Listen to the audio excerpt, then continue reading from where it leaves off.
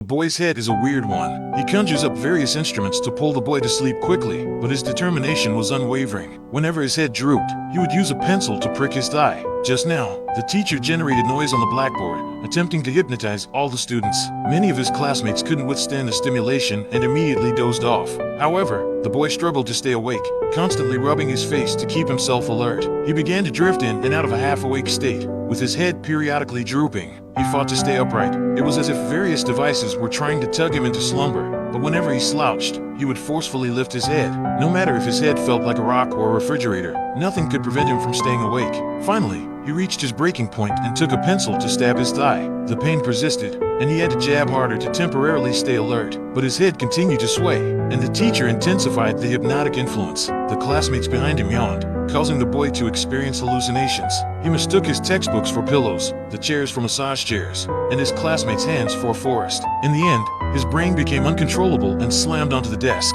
However, he continued to struggle to lift his head. At this point, his vision was blurry, and his nose was bleeding as he entered a surreal world. Here, he was awake, and he tried to awaken his classmates, pushing and pulling them and even resorting to pepper spray, but it had no effect. Watching the whole class succumb to hypnosis, he too lay his head on the desk and fell asleep. The teacher finally saw that everyone was under the spell, sighed deeply, and then also succumbed to slumber.